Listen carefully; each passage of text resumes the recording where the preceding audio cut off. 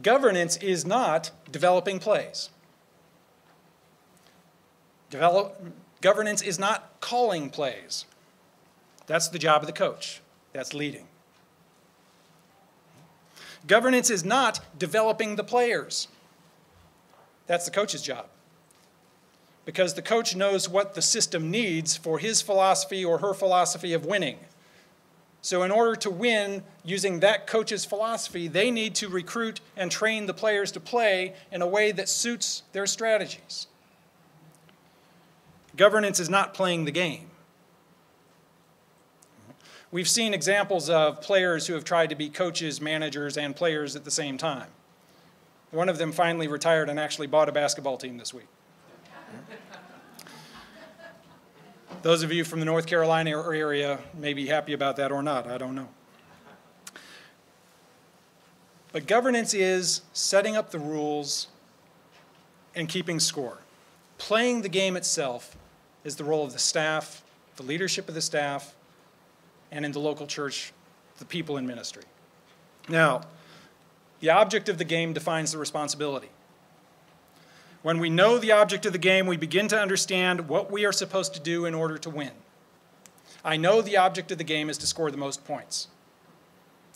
If that's the object of the game, I can begin to structure how I'm going to behave to score the most points.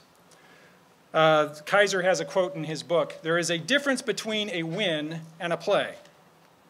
Plays exist for wins, not the other way around. The purpose of the play is to score. If a team does not score, it makes no difference how well or how cleverly they are able to execute plays." The purpose of the board is not to justify its existence. The purpose of the local church is not to justify the programs of the local church. The purpose of the church is to make disciples of Jesus Christ. The purpose of the programs is to make disciples of Jesus Christ. The plays are only important if they actually make disciples of Jesus Christ. The programs are only relevant if they make disciples of Jesus Christ. If the plays don't help us win, it doesn't matter how well we play. Just tell Texas. That kind of messed up my bracket. The rules of the game create authority. So the object of the game creates responsibility. We know what we're supposed to do. The rules of the game create authority. Right? Once we know what we're not allowed to do, and once we know what we are allowed to do, now I can exercise authority. Right? I know where I can't go, but I also know where I can go. So as we think about some specific points, keeping the rules is not the object of the game. Right? You can keep all the rules and lose the game. So the constraints that we put on the system is not the important thing. Right? The rules are there to help us win, not to just obey the rules. As I recall, Jesus had a lot to say about that to a group of rule keepers. Right? Jesus reminded those folks that it's not about keeping the rules, it's about winning the game. Boundaries tell you how not to play. I know I can't climb up into the stands and shoot three-pointers from the top of the stadium. I know I can't rip the ball out of somebody else's hands, at least not physically.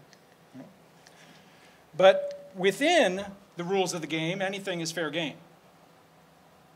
Now, for a lot of staff folk, in our local churches, and I think pastors too, when we talk about this, is they think accountability, Professor Ritchie talked about this yesterday.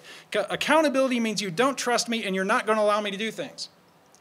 That's not the purpose of accountability. Accountability is setting boundaries so you know where you can do things and giving you the freedom to then do it. Nobody tells the coach you can't run a certain kind of offense. You just have to stay within the rules. You can do whatever you want to score points, as long as you stay within the rules. That's what empowerment means as we think about accountability and authority in an organization, whether it's our local churches and the way the laity deal with the clergy, the way the senior pastor deals with the staff, whether the staff deals with the local ministry, whether we're talking about the General Board of Higher Education directors dealing with the general secretary, dealing with the executive staff, dealing with the remainder of the staff. It's about liberating and employing people to do what they are gifted and called to do within the rules of the game.